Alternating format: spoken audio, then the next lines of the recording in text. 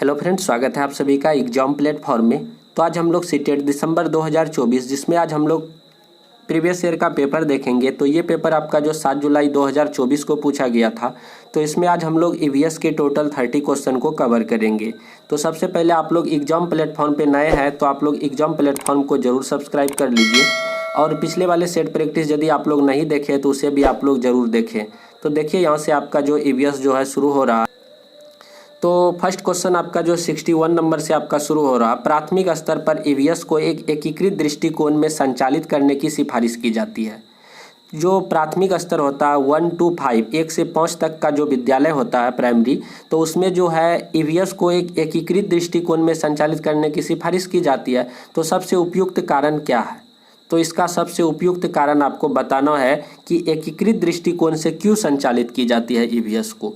एकीकृत का सबसे पहले आप लोगों को अर्थ समझना पड़ेगा। एकीकृत दृष्टिकोण क्या होता है? एकीकृत दृष्टिकोण होता है कि जैसे कि प्राइमरी कक्ष में जैसे आपका जो विज्ञान होता है, सामाजिक विज्ञान होता है, पर्यावरण अध्ययन होता है, इन सारे विषयों को एक साथ पढ़ा देना वो एकीकृत दृष्टिकोण के अंतर्गत आ जाता है। फर्स्ट ऑप्शन आप लोग देखेंगे, ईवीएस विषयों से मुद्दों को आकर्षित करता है, जैसे विज्ञान, सामाजिक विज्ञान और पर्यावरण शिक्षा। तो तीनों को एक साथ मतलब कि इसके द्वारा पढ़ा दिया जाता है। उसके बाद देखिए यह समग्र समझ विकसित करने में मदद करता है। ये भी आपका जो सही हो जाएगा। कहने का मतलब यहाँ पे ए और बी दोनों ऑप्शन आपका सही हो रहा है। तो ए और बी किस में है? तो ऑप्शन नंबर 3 में आपका ए और बी है। तो इस तरह से ऑप्शन नंबर 3 आपका बिल्कुल राइट आंसर हो जाएगा। उसके बाद आगे हम लोग देखेंगे, एक ईवीएस शिक्षक के रूप में आप चाहते हैं कि आपके विद्यार्थी वयस्कों के आसपास अपनी सुरक्षा के बारे में जागरूक हो, ताकि वे अपनी देखभाल कर सके और यौन उत्पीड़न का शिकार न हो। आपको कौन सा कदम सबसे उपयुक्त लगता है? तो आप जो है ईवीएस के शिक्षक के रूप में आप चाहते हैं कि आपके विद्यार्थी जो है यौन उत्पीड़न का शिकार ना हो, तो इसके लिए जो है आप कौन सा कदम उठाएंगे? तो इसके लिए सबसे ज़्यादा उपयुक्त, सबसे अच्छा कदम होगा तो वह जो है आपका जो है गुड टच और बैड टच के बारे में वर्कशॉप आयोजित करें। ये सबसे ज़्यादा बेस्ट है। तो इसमें क्या होता है, इसमें जो एक वर्कशॉप होता है, एक प्रयोगशाला होता है, उसमें जो है बच्चों को जो उचित और अनुचित शारीरिक संपर्क के बारे में समझाया जाता है। तो इससे जो है उसमें जागरूकता काफ़ी ज़्यादा बढ़ जाती है और वह अपना सुरक्षा खुद कर सकता है और बच्चे जो है किसी भी यौन उत्पीड़न का शिकार नहीं बनेगा। तो ये जो है सबसे ज़्यादा बेस्ट तरीका है। गुड टच और बैड टच मतलब क्या उचित है, क्या उचित नहीं है, इसके बारे में बच्चे को एक वर्कशॉप के माध्यम से समझाना।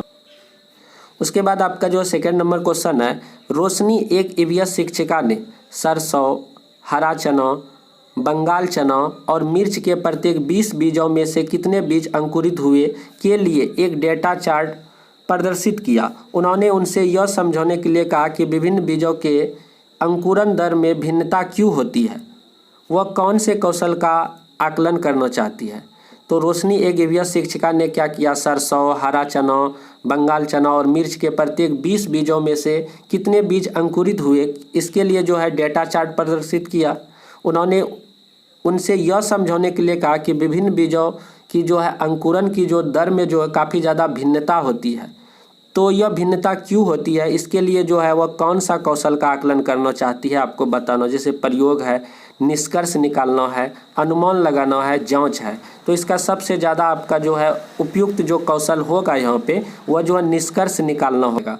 तो ऑप्शन नंबर 3 आपका राइट आंसर होगा। उसके बाद हम लोग आगे देखेंगे, बहुत ही अच्छा क्वेश्चन है ये। क्वेश्चन जो है बार बार एग्जाम में पूछा भी जाता है कि तेलंगाना के सापेक्ष गुजरात और बिहार की क्रमशः स्थितियां हैं।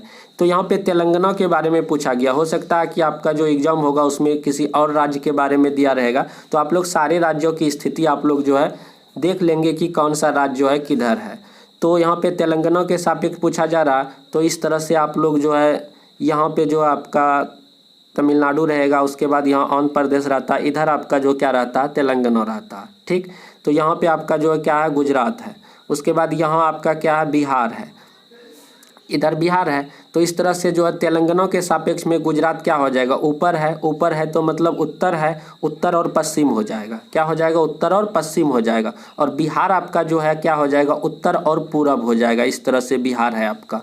तो उत्तर पश्चिम और उत्तर पूरब। तो तेलंगाना के सापेक्ष में गुजरात आपका उत्तर पश्चिम और तेलंगाना के सापेक्ष में आपका जो है बिहार आपका जो उत्तर पूर्व हो जाएगा। तो इस तरह से आपका ऑप्शन नंबर 4 आपका राइट आंसर हो जाएगा। उसके बाद आपका क्वेश्चन है, छात्रों में ईवीएस में प्रक्रिया कौशल का आकलन करने के लिए आकलन की उपयुक्त उपकरणों की अधिकतम संख्या का चयन करें। जो छात्रों के लिए ईवीएस प्रक्रिया में कौशल का आकलन करने के लिए जो उपयुक्त उपकरण है, मैक्सिमम कौन कौन सा उपकरण है उसका आपको जो है चुनाव करना है। इसके लिए सबसे उपयुक्त हो जाएगा आपका परियोजना कार्य, चित्र बनाना, चित्र पठन। यानी कि ए को छोड़ के आपका जैसे इसमें भी ए है तो ये नहीं होगा, इसमें भी ए ऑप्शन, इसमें भी नहीं होगा, इसमें भी ए है तो ये नहीं होगा। तो आपका ऑप्शन नंबर 2 आपका बिल्कुल राइट आंसर हो जाएगा। तो इसमें शिक्षक की डायरी की कोई भूमिका नहीं है, बट आपका राइट आंसर ऑप्शन नंबर 2 हो जाएगा, क्योंकि इसमें जो है परियोजना कार्य, चित्र बनाना और चित्र पठन आपका बिल्कुल राइट आंसर हो जाएगा। उसके बाद देखिए क्वेश्चन है आपका, किसी केंद्र शासित प्रदेश के मानचित्र के एक कोने पर नीचे दिए गए पैमानों को दर्शाया गया है। पैमाना यहाँ पे दिया गया है क्या कि 1 सेंटीमीटर बराबर 155 मीटर होता है। ठीक, यदि कोई व्यक्ति इस मानचित्र पर दो शहरों के बीच की दूरी 19.7 सेंटीमीटर मापता है तो इन दोनों शहरों के बीच की दूरी कितना होगा। तो यहाँ पे देखिए 1 सेंटीमीटर बराबर आपका दिया हुआ है कितना, 155 मीटर। तो आपको निकाल लेना है कि यहाँ पे 19.7 सेंटीमीटर बराबर कितना होगा। तो 155 से आप लोग क्या कर दीजिएगा, इसको 19.7 को गुना कर दीजिएगा। यहाँ पे पॉइंट है तो 19.7 को आप लोग गुना कीजिएगा। तो गुना जैसे कीजिएगा तो आपका निकल के आ जाएगा 30535। तो इतना आपका मीटर आ जाएगा, लेकिन आपको आंसर जो है किलोमीटर में देना। तो 1000 से आप लोग भाग दीजिएगा। 1000 से जैसे ही भाग दीजिएगा तो आपका यहाँ पे पॉइंट आ जाएगा। कहने का मतलब हो गया कि 305। तो 305 किस में है, तो 305 आपका ऑप्शन नंबर 3 में है। तो इतना किलोमीटर आपका राइट आंसर हो जाएगा। तो ऑप्शन नंबर 3 आपका बिल्कुल सही जवाब हो जाएगा। तो आप लोग पहले क्या करेंगे, 155 को 19.7 से गुना कर लीजिएगा, वो मीटर में निकल जाएगा। उसके बाद 1000 से भाग दे दीजिएगा। उसके बाद देखिए क्वेश्चन है आपका, एक साइंस से रिलेटेड क्वेश्चन है, पर्वतारोहियों को अधिक ऊंचाई पर नाक से खून बहने का कारण क्या है। जो पर्वतारोही होते हैं, पर्वत पर जब चढ़ते हैं तो जब अधिक ऊंचाई पर चले जाते हैं तो कभी कभी क्या होता है कि नाक से ब्लड निकलने लगता है।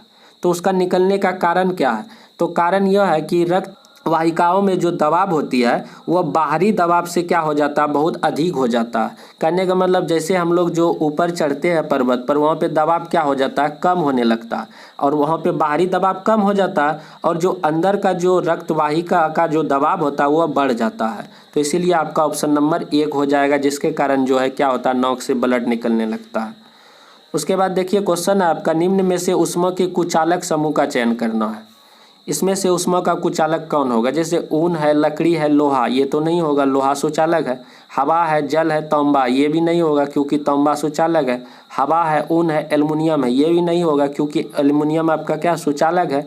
बच गया कौन, 4। तो ये आपका राइट आंसर हो जाएगा। ऊन है, प्लास्टिक है, लकड़ी, ये सारे क्या है, कुचालक समूह का आपका जो है ऑप्शन है। तो ऑप्शन नंबर 4 आपका बिल्कुल राइट आंसर हो जाएगा। इनमें सारे जो है कुचालक है। तो ऑप्शन नंबर 4 आप लोग टिक करेंगे। उसके बाद देखिए क्वेश्चन है आपका, पहले दिन से 10वें दिन तक बीज किस प्रकार अंकुरन में आते हैं, लिखिए। रीता ने अंकुरन के पाठ पढ़ाने विद्यार्थियों को यह कार्य दिया। वह अपने छात्रों को कौन सी क्षमता का आकलन करने की कोशिश कर रही है, आपको बताना है। तो पहले दिन 10वें दिन तक जो है बीज किस प्रकार अंकुरन में आते हैं लिखने के लिए बोला। रीता ने अंकुरन के पाठ पढ़ाने के विद्यार्थियों में यह कार्य दिया, तो अपने छात्रों में कौन सा क्षमता का आकलन करने की कोशिश कर रही है, आपको बताना है। देखिए ऑप्शन आपका जो है, पहले है चित्र बनाए और प्रस्तुत करें, अनुमान करें कि अंकुरित बीज कैसे दिखेंगे, दी गई क्रियाकलाप से निष्कर्ष निकालें, निरीक्षण करें और रिकॉर्ड करें। तो आपको बताना कि सही ऑप्शन कौन सा होगा।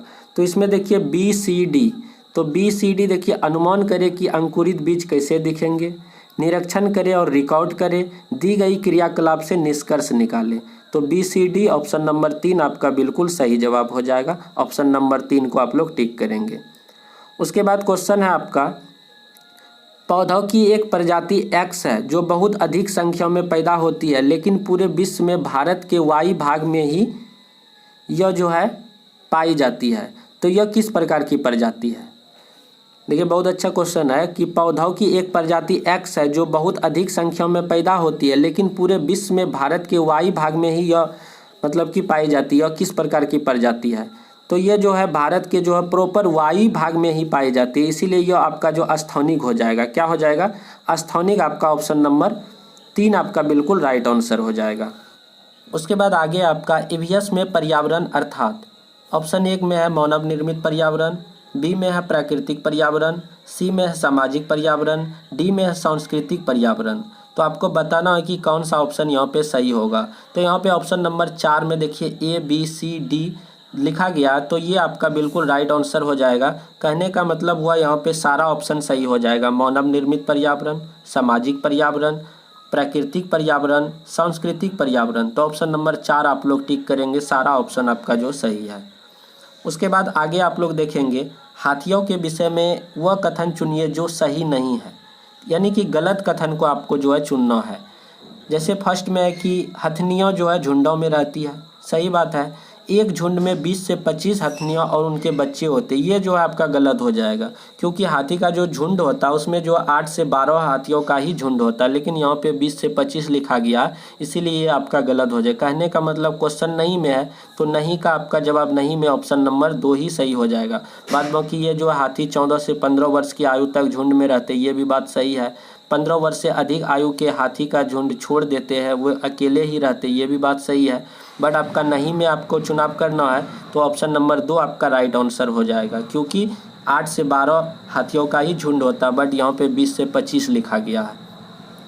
उसके बाद देखेंगे आगे आप लोग ईवीएस कक्षाओं में मानचित्र पठन गतिविधियाँ छात्रों में कुछ योग्यता और कौशलों का विकास करता है।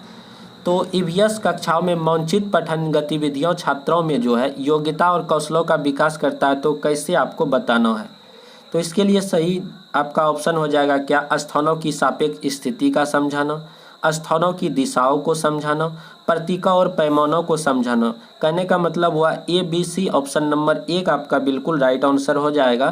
तो स्थानों के सापेक्ष की स्थिति को समझाना। किसी भी मानचित्र में हम लोग जो सीखते हैं उसमें क्या चीज़ सीखते हैं? स्थानों के बारे में सीखते हैं कि कौन से स्थान किधर है, स्थानों की दिशाओं को समझते हैं, प्रतीकों और पैमानों को समझते हैं, इसीलिए ऑप्शन नंबर 1 आप लोग टिक करेंगे। उसके बाद देखिए एक रीजनिंग से रिलेटेड आपका जो यहाँ पे क्वेश्चन है, तो इसको आप लोग पढ़ लीजिएगा, उसके बाद आप लोग इसे जो है सॉल्व कीजिएगा। चलिए हम लोग इसे थोड़ा सा देखने का प्रयास करते हैं। देखिए आपका घर जो है कहाँ पे है? एक्स पर स्थित है, तथा आपका विद्यालय वाई पर स्थित है। आपके घर से विद्यालय तक के लिए कोई सीधा सड़क नहीं है, तो आप पहले ए पर जाते हैं। पहले आप कहाँ पे जाते हैं? ए पर। एक्स के ठीक उत्तर में लगभग 125 मीटर की दूरी पर ए है। देखिए एक्स से डायरेक्ट उत्तर यानी कि ऊपर के तरफ आपका जो क्या है? ए है, जिसकी दूरी कितना? 125 है। ठीक, फिर आप बी पर जाते हैं जो ए के ठीक पश्चिम में है। आप इधर जाइएगा यहाँ बी तक, जिसका दूरी कितना है? 75 है। ठीक, आप फिर जो है सी पर जाते हैं जो बी के ठीक उत्तर में 150 है। उसके बाद सीधे आप ऊपर जाएंगे 150, सी पर पहुंच जाइएगा। ठीक है, और अंत में वाई पर पहुंचने के लिए सी के ठीक पूरब में 75, उसके बाद सीधे इधर 75 आपको जाना है। कहाँ पे पहुंच गए? वाई पर पहुंच गए। अब पूछा जाता है क्या कि वाई पर आपके विद्यालय के सापेक्ष एक्स आपके घर की सही दिशा क्या है? देखिए वाई से सीधे आपका एक्स का यदि यहाँ पे यदि किया जाए तो सीधे आपका दक्षिण हो जाएगा। तो ठीक दक्षिण आपका ऑप्शन नंबर 2 आपका बिल्कुल राइट आंसर हो जाएगा। चलिए लास्ट क्वेश्चन हम लोग देखते हैं। सलीम और राजू स्कूल जाने वाले बच्चे हैं। सलीम को जो है तला हुआ खाना और मैदा से बने हुए उत्पाद बहुत पसंद है।